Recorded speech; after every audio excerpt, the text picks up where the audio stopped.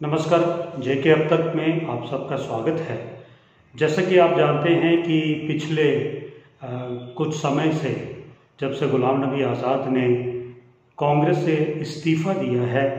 राष्ट्रीय स्तर पर अगर हम बात करें और ख़ासकर जम्मू कश्मीर के संदर्भ में बात करें तो जो राजनीति है काफ़ी हलचल हो रही है और ये देखा जा रहा है कि गुलाम नबी आज़ाद के कांग्रेस छोड़ने के बाद राष्ट्रीय स्तर पर कांग्रेस पर इसका क्या प्रतिकूल असर पड़ेगा, या जम्मू कश्मीर की बात करें जहां पर ये कयास लगाए जा रहे हैं कि आने वाले समय में चुनाव होंगे, वहां की सियासत पर इसका क्या असर पड़ेगा।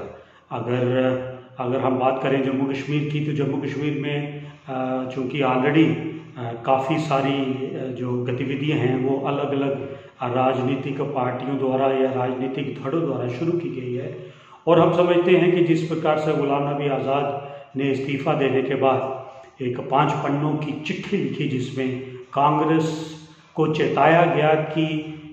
क्यों सियासत में या जो इलेक्शंस हो रही हैं उनमें उनकी हार हो रही है, और ख़ासकर राहुल गांधी पर उनके द्वारा टिप्पणी की गई। और उसके बाद जम्मू कश्मीर में जो उनके समर्थक थे, जो पूर्व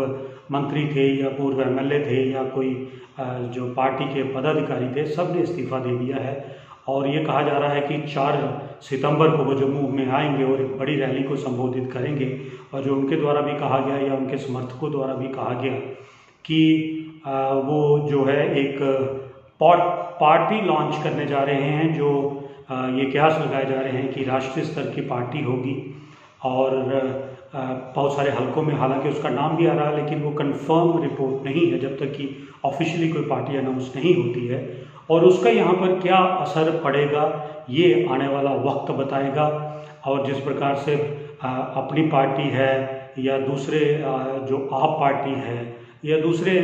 जो राजनीतिक पार्टियां हैं जो अपनी जगह तलाश कर रही थी आने वाली असेंबली की जो इलेक्शंस होने वाली हैं, मुझे लगता है कि जब गुलाम नबी आज़ाद द्वारा यहाँ जम्मू कश्मीर में पार्टी बनाई जाएगी तो जाहिर है कि उनका अपना एक वोट बैंक है, उसका जो कहीं ना कहीं असर दूसरी पार्टियों पर बनेगा। और जैसे ये कहा जा रहा है कि अब गुलाम नबी आज़ाद बी पार्टी बन जाएगी बीजेपी की, और बीजेपी के साथ मिलकर अगर वो यहाँ पर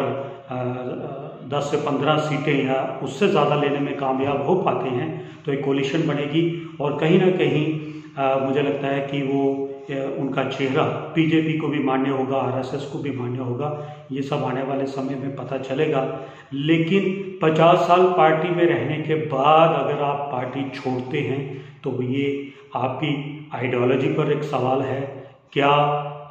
सोचकर आपने पार्टी को छोड़ा, ये तो खैर आप ही बता सकते हैं। लेकिन जिस पार्टी में आप पिछले 50 सालों से, आप खुद ही कहते हैं उन 5 पन्नों में कि आपने काम किया है, और उसके बाद आप बजाय इसके कि वहाँ पे सुधार किए जाएं, तो अगर आपकी नहीं सुनी जा रही है तो क्या कमी है, क्यों नहीं सुनी जा रही है, या कांग्रेस पार्टी की हार क्यों हो रही है, ये एक बहुत बड़ा विषय है जिस पर बात करने की ज़रूरत है, कांग्रेस को मंथन करने की ज़रूरत है। लेकिन गुलाम नबी आज़ाद के जाने से कांग्रेस को कितना नुकसान होगा राष्ट्रीय स्तर पर, और जम्मू कश्मीर में राजनीति आने वाले समय में किस करवट बैठेगी, ये वक्त बताएगा। और हम उम्मीद करते हैं कि जो राजनीति है, जो जम्मू कश्मीर की खासकर सियासत है, उसमें बदलाव होगा, या उसमें जो भी होगा ये तो